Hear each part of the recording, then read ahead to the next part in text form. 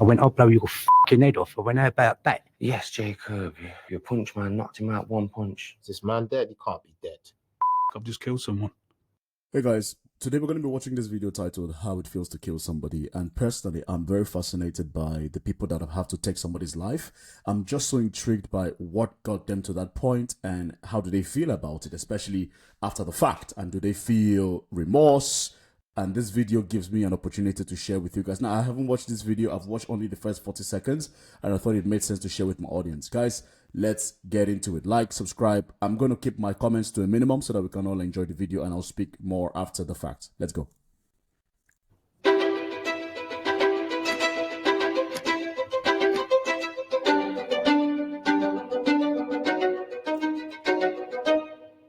What kind of kid were you when you were growing up? Active, energetic, confident. I'm just gonna say I love the British accents. It's so nice. Spoken. I wasn't shy. I don't know, I felt like a bit of a protector around my friends that I felt were vulnerable, you know, and stuff like that. A bit of a defender, if you could say that, you know. What would you say was a turning point in your life? Well, it has to be in 2003, innit, when I was 9. I think this is where he's gonna share his experience where he had to take somebody's life. I'm curious.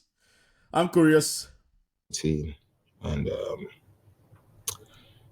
my best friend at the time called me. He told me that him and his girlfriend he was with at the time had been going for a bit of a rough patch, not talking to each other maybe for like a week or two, you know, on and off sort of thing. But during that period of time when they were going through their rough patch, his girlfriend got raped by somebody. Oh.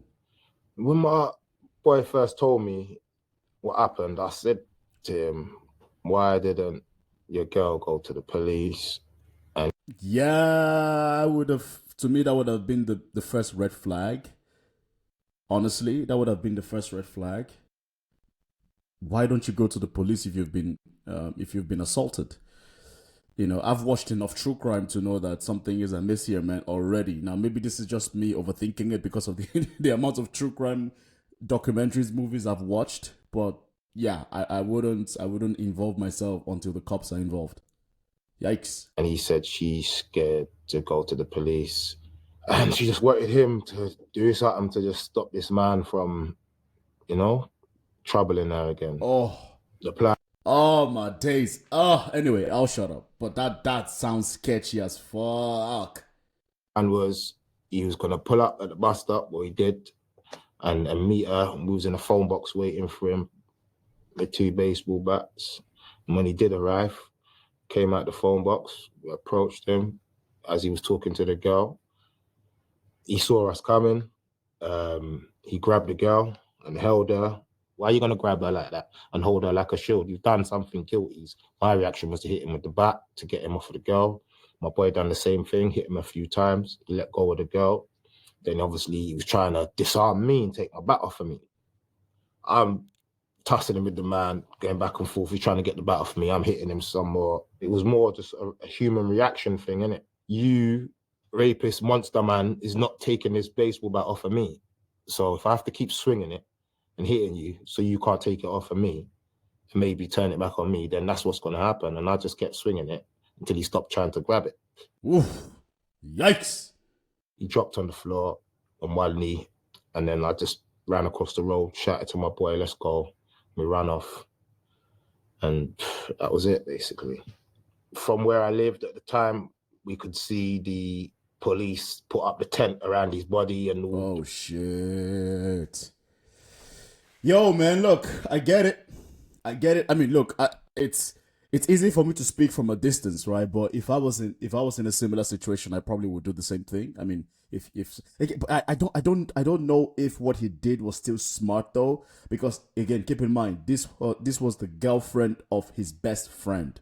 Now, there are so many things, there are so many red flags. Why didn't she go to the police?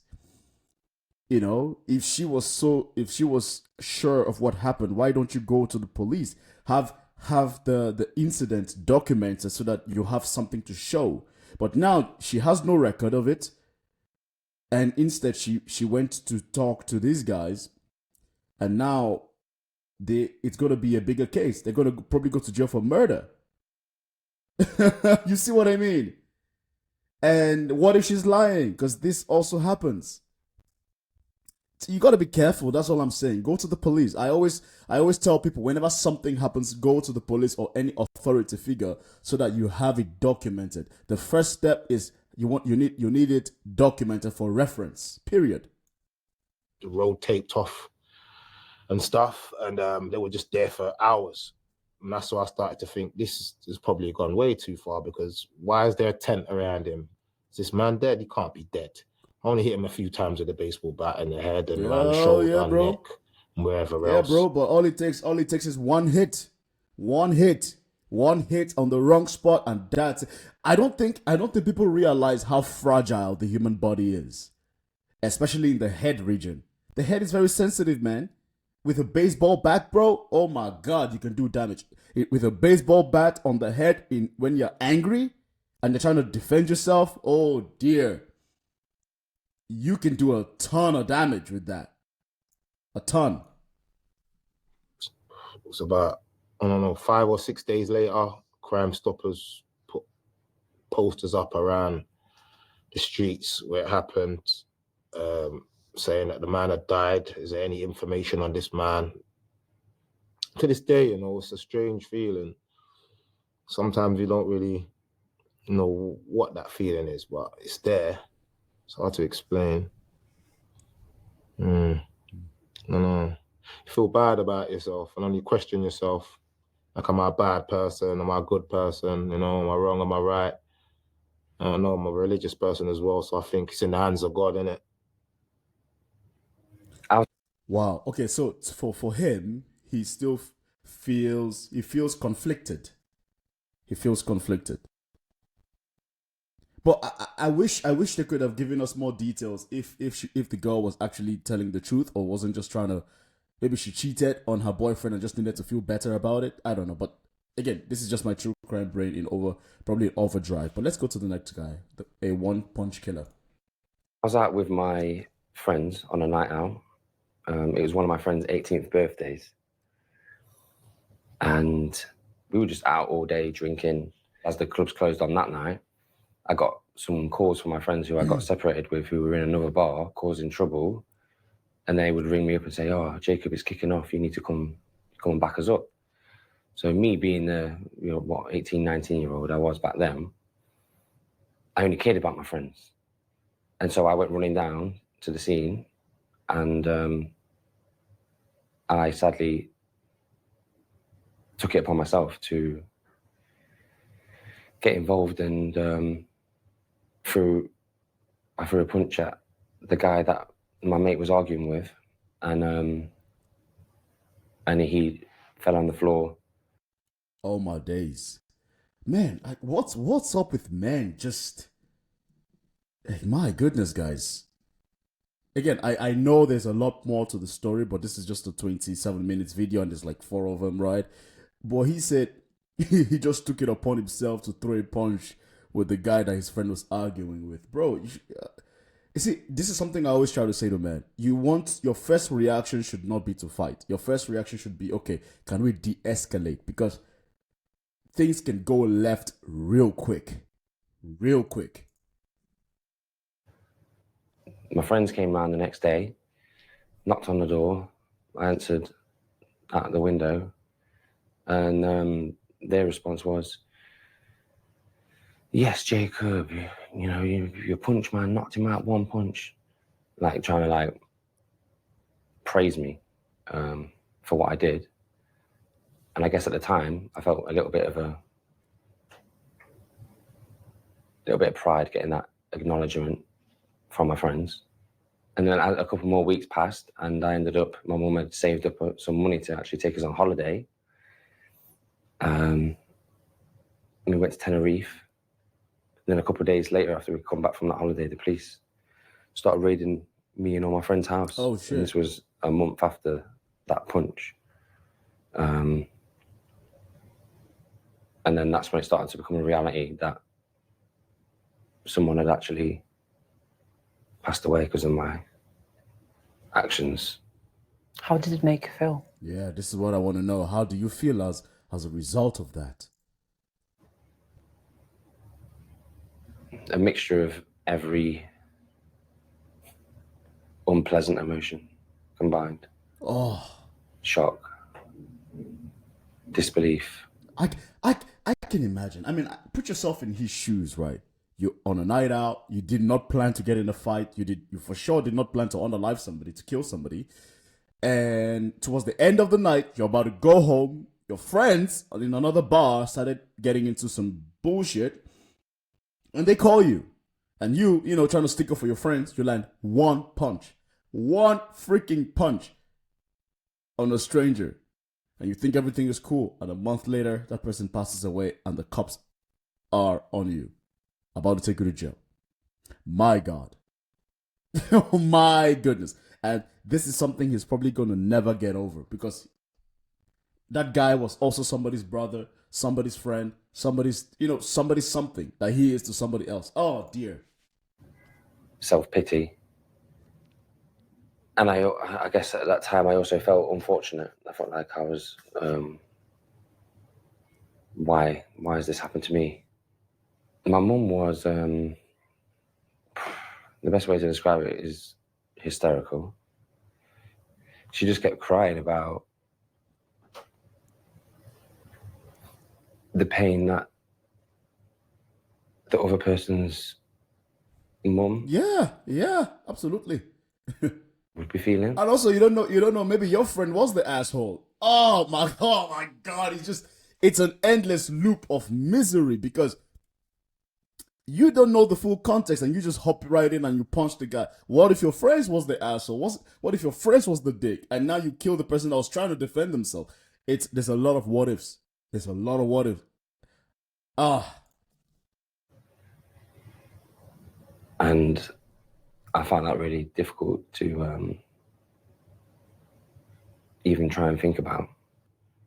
The court hearing was hard, you know, for me, because all I'm thinking is, I just want this jury to hear from the girl.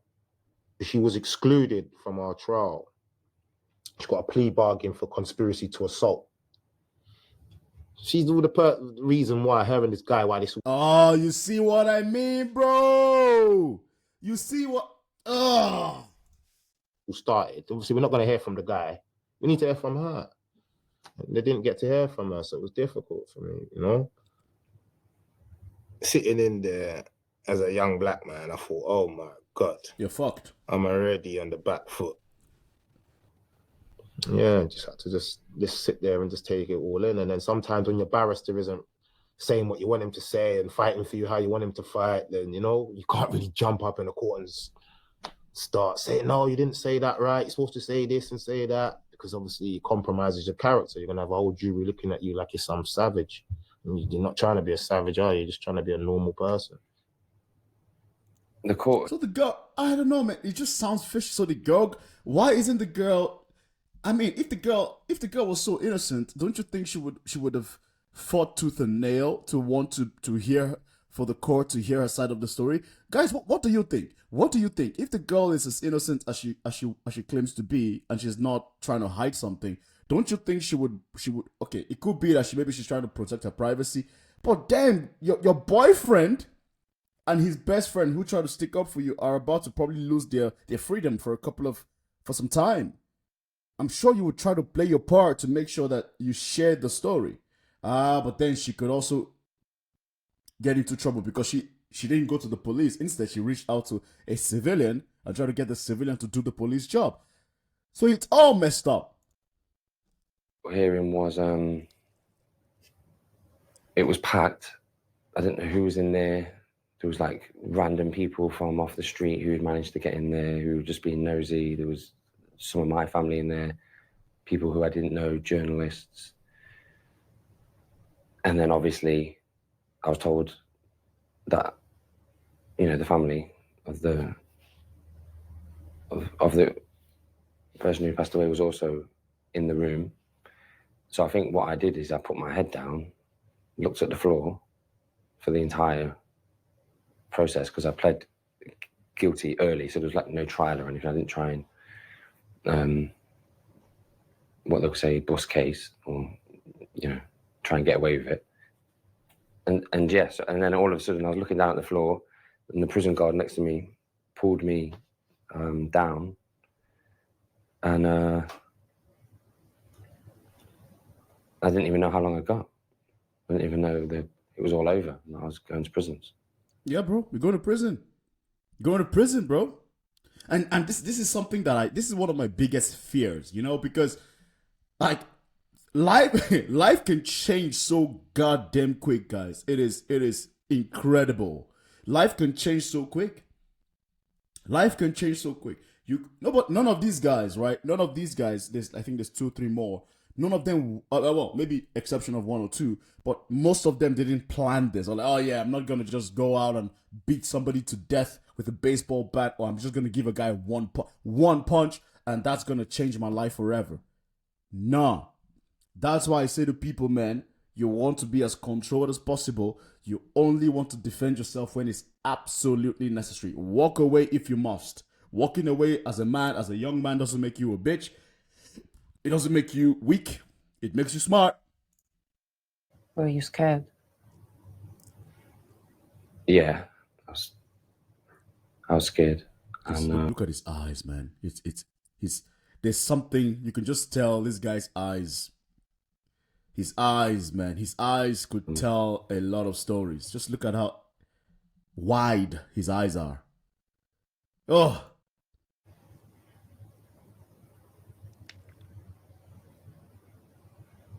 It just felt awful, to be honest.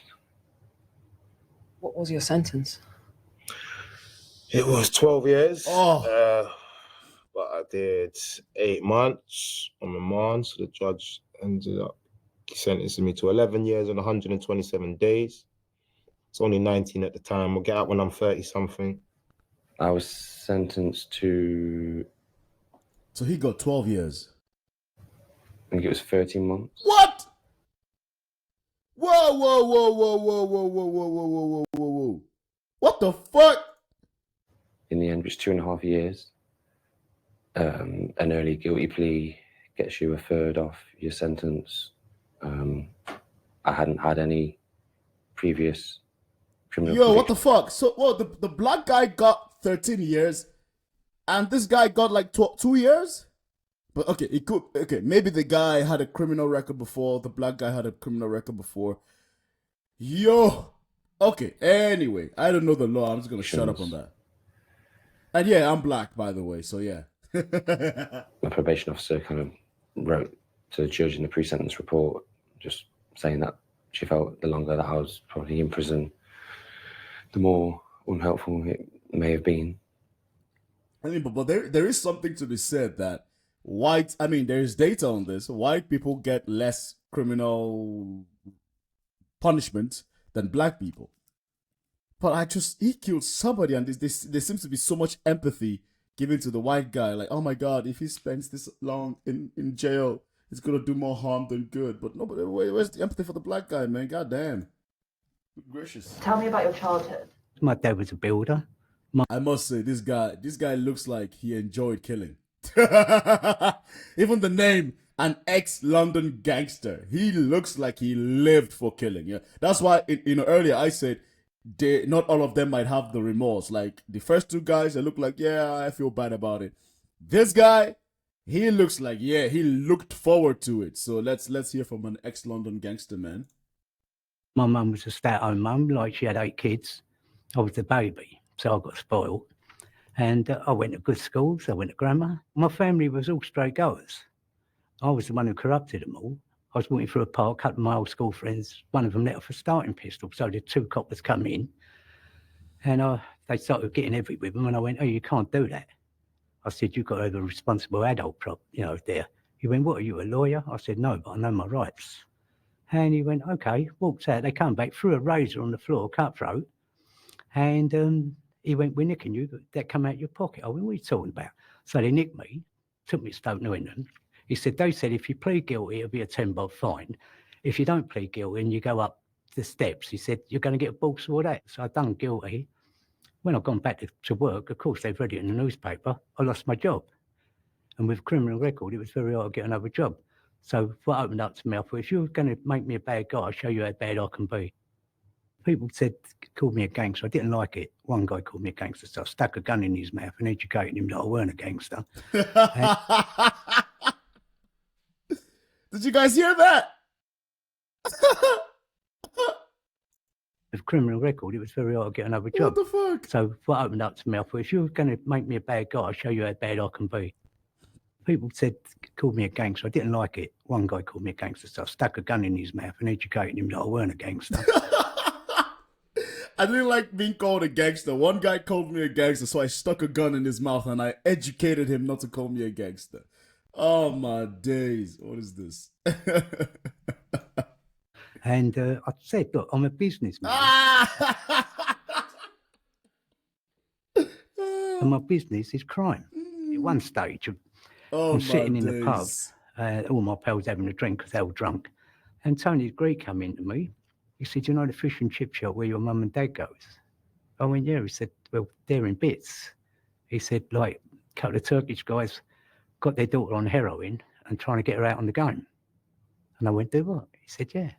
And I know this family. They're hard-working people. You know, they're in that fish and chip shop from dinner time, working through the night time, you know, covered in grease, and they're nice people. He said, and they know about you. They've heard about you, and they want to talk to you, make it go away. I said, okay. So I got and see him, and he had this biscuit tin, bless him. And he opened up the biscuit tin, he had rolls of notes in it. He said, Bobby, he said, you know, he's crying, his wife's crying, and I felt bad, you know. And he said, you know, these people, terrible people, you know, told me what they'd. He said, and we don't want the problem. We work people. He said, you know, I said, don't worry, I'll make it go away. So he gave me the biscuit tin, and it was their savings. And I don't take money off of them. I'm going to nick it off the people who really got it. So I said, no. I said, what you do, if we come in here, we get fish and chips free. And if my mum and dad come up here, you give them their fish and chips free. Okay? I said, and that's the price. So I've come out, and Frank was sitting in the motor. He was my driver, old Frank. He went, what's going on? I said, tomorrow, I said, at 7 o'clock in the morning, I said, bring the car round. I'm not messing about with these people. They're dangerous. I'm going to shoot them. So I got out the motor, got the sawn off. One's under the car. I walked in and I shot him through the leg. Oh, shit. And I went, I'll blow your fucking head off. I went, how about that? I said, if you ain't off the manor in 24 hours, I'm going to blow your brains out. What does it feel like to shoot someone? Well, I weren't shooting in my head, right? Because they used to say, how they do it, so you don't feel bad about it. They say, we've got a rat. So you dehumanise them. They're not a person anymore. They're a rat. So what I'm shooting is vermin. So Oh, shit. I had no problem with that. But you've got to dehumanise them so that they're just an object to be targeted. Yeah. This gangster don't feel shit, man. He's not. he doesn't feel nothing. So there's no point trying to like, how does it feel? Like, yeah, I felt good. You know. I mean, essentially, he's just telling you, yeah, you know what? It's just another day at the office. You know, get my coffee, get a croissant, just, you know, pick up the gun, blast his face. You know, just a regular day. Yeah. What time is dinner? Target them and you do it. To me, everything was business. It didn't matter whether I liked you or didn't like you. If someone said to me, there's X amount of pounds, we're on shot in the leg, I'm going to look at it and think, right, if I shoot him, I get caught, I'm going to do this much jail. If I'm clever and I don't get caught, that's my money if I shoot him. So it's not as glamorous as people think. It's like anything, whether you're shooting them, cutting them. Once you've done one, half a dozen ain't too many. You become hardened. And that's why it's very hard for you to show love and emotion, that sort of thing, because you've got to bring the shutters down. Because if you don't, you go insane. Or you put one in your own mouth, you know? Can you remember the first mission you were sent on? Yeah, I can. It was in Iraq. We're in the Maysan Sniper. Desert. And the Maysan Desert is a vast, vast place, and it's desolate. We were getting scouted by a motorbike. And every time we saw this motorbike, loads of mortars were coming. The artillery and the mortars were getting pretty damn close. Yeah, weird feeling. Weird feeling. You feel like you're in trouble. You feel, I've just killed someone. Oh man, this is what I'm so fascinated about, man. Like, how do you feel? You know, especially the military guys. I don't know if the military guys get the therapy they need to get, because it's not normal. And you're doing this as your job. When you're a sniper, literally your job is to take someone out. Period. And how do you condition yourself as a military personnel to get yourself to that point where you can actually feel comfortable taking somebody's life? That's the point I want to get to. That's something that I also have to learn. There's a lot of calculations that go into sniping. Did you know that? Did you guys know that? It's not just take your sniper gun and aim and shoot. No, like you have to calculate the wind, calculate the curve of the bullets, calculate the distance and what angle. It's very technical. Very technical. A lot of these military guys suffer from PTSD, bipolar, as a result of just having this traumatic experience, because it's hard. And a lot of us that would never be in these situations to be a sniper, or where our job is legitimately to take someone out, we would never understand. We could empathize, we could sympathize, but we would never really understand. And from the videos I've watched, the articles I've read, it's if these guys don't get proper therapy, traumatic treatments, man, it can really mess them up for the rest of their lives, which happens a lot. Switch off. Let's go through some of the other missions you were on. Are there any? We were on the roof on this occasion, and I said to her, "I love you," Oh dear. God damn, man. And she goes, "I know." She goes, "What's all that noise?" And I said, "That's nothing. That's nothing. Just want to hear a voice, Just want to hear a voice." And we went back on the roof, and we were in the fight. Told you. You cannot have this experience and still be normal. You can't. Just depression, really, and suicidal thoughts. Yeah. I'm not going to lie, I will cry later, because a lot of memories come up, You see? Exactly, man. It's hard. It is hard. It is hard. A lot of thoughts. Ruins your friends, because no one wants to be around you, because you're just miserable. You don't want to go out because you get so angry so quick. The army noticed it, and I got called into the MO's office, which is the medical officer's office. Yeah. From doing 20 odd years, took half an hour for me to get kicked out. You Woo! That was a watch, huh? Oh my days. were sentenced to manslaughter. Do you want to talk to us a little bit about what happened there? That was a bad one. Of all four, he's the least remorseful, man. He's like, it was a bad business deal. Come on, knocked him out here, knocked him out there. Yeah, it is what it is. He's the least. He even came well dressed for the event. It's the only thing I've got on my conscience that I have to live with. That is the hardest thing I have to live with. Someone chokes on a gag on a bit of work, and they choked on their vomit. And Do you want to explain what that is? it's a bad place for me, Like we've done 100 times. You tie them up, you gag them, yeah? You go, the police come, untie them, boom. If I could undo that one, just that one, that would be the only thing in my life I would undo. Why do you think the death of that victim at your hands has caused you so much mental pain? Because it should never have happened. And even to this day, I have to live with it. I've done an innocent. And you don't do that in my world. You don't do innocence. And no, that one I feel terrible about. But when I go to church, because I'm Catholic, I believe in that sort of thing, I always light a candle for that person. Like I do my mum and dad and my daughter who died. Okay, so he doesn't feel remorse because, fair enough, most of the people he takes out are actually people who are just like him, right? Gangsters, evil people destroying the community. So he feels remorse for that person because he tells that person was innocent. I mean, fair enough, right? At least he has a conscience. God damn, I'm just trying to find redeeming qualities, man. I light candles for them. It's a respect thing, and I say a prayer for them, Do you have any regrets about what you did? I'm curious to hear, why did he get such a long sentence that the other guy got such a light sentence, man? And also, Was the girl telling the truth? Will that come out? No, I don't, you know, Oh, okay, cool. because I believe what I done was right from my heart. Okay, I've looked at it in my head time and time Fair and enough. time and time and time again, over and over and over again. Am I wrong? Am I right? And I feel like, I don't know, I feel like, yeah, I'm kind of right. There's one less rapist on the earth, and that's got to be a good thing. fair enough. True.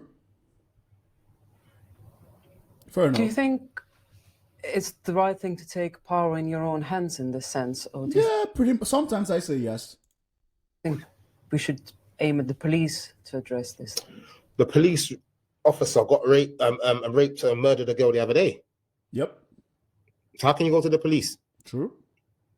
True. A police officer was convicted for raping and killing a girl the other day, right? Yeah, I remember. So where are we going with this? The police are doing the same things. So how can you go to the police?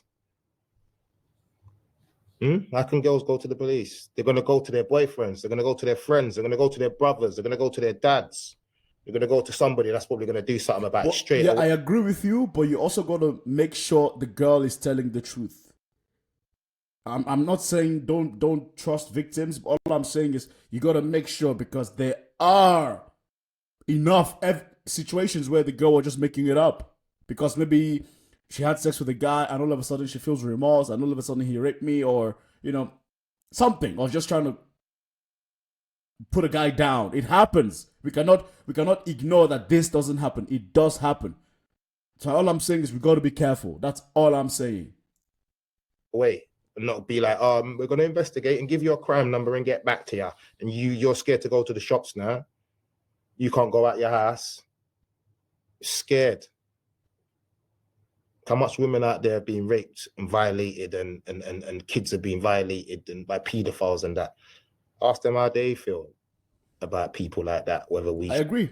I mean, this I agree 1,000%, but just got to have that caveat in there, yeah?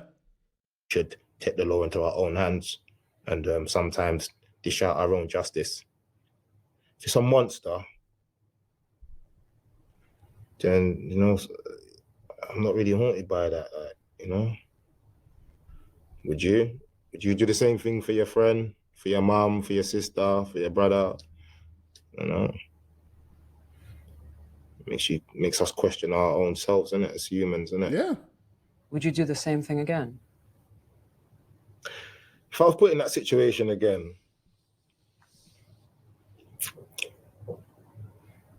You would. You would. See this smirk, man? This smirk is, with less sentences, I totally would. This is the every black guy knows this smirk, man. Oh my days, this smirk, we all know it, man. Come on, but I don't know. Say something for the camera. I mean, you come off like a pretty straightforward guy, so yeah, let's hear what he has to say. I have to defend it. I'm a defender. He's gonna do it. If I have to live my life in prison being a defender, then that's what I'm gonna have to do. I told you he's innit? gonna do And it. then I have to die in prison being a defender, He'll do then it. I'm gonna die in prison being a defender, and at least I can live in myself in my cell and say I defended something for the right reason. Did you feel a lot of guilt? At the time, I did feel a lot of guilt, but I didn't know what to do with it. Because how could I ever know what the impact was? And I kind of think I was scared of knowing what the truth was, like how that crime had actually impacted on the people involved. But, I was told by the parents that James was the type of person where he'd want me to make something of my life and amount to something positive. That helped me try to believe in myself a little bit more, because I knew I wouldn't be able to achieve anything if I was just stuck in the guilt and shame of what I'd done. And that's when they asked me, what is it that you're going to actually do with your life, Jacob, because it's okay saying. I didn't even want to say the word sorry. I said, I feel like it would be an insult to say the word sorry. I want to prove to you through my actions that I actually am sorry.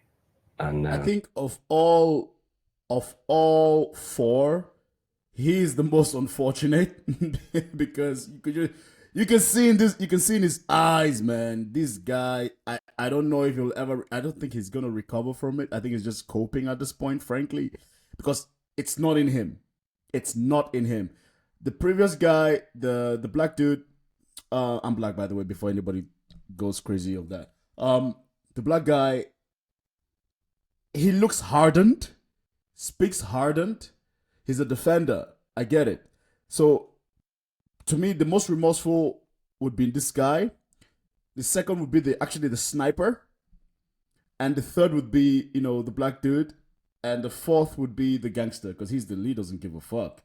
It's a day. And then, that's when I said, okay, well, what are you going to do? And so I said, I'll give GCSEs another shot at 21 years old, and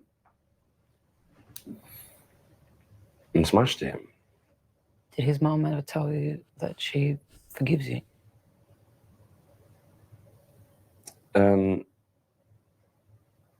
Yeah. But I didn't ever want to expect forgiveness. And I understand that forgiveness isn't something that is black and white. Forgiveness means different things to different people. What advice would you give to your younger self? Forget religion, forget colour, forget sex. Boils down to, in life, two things. Are you a good person or a bad person? That's all it boils down to. Do you ever miss the old life? So I had to go through hell. I think he's still in the life, madam. He's just now the one calling the shots. He doesn't. From the way he dresses and the way he speaks, this man doesn't do the dirty work anymore. He just calls the shots. Period. He's the Dunne. Right? To appreciate heaven. And that's what it is. You have to see ugliness to appreciate beauty. You have to witness hatred and venom to appreciate love and kindness. True. My God. This businessman is dropping gems, man. I actually thought he was going to walk off. Wow. So, guys, look, what do you guys think about it, man? This was a nice watch. I'm going to be doing videos like this weekly, just to watch true crime videos, people speaking from their experiences, giving my thoughts here and there. It's a new style I want to try, see how you guys like it.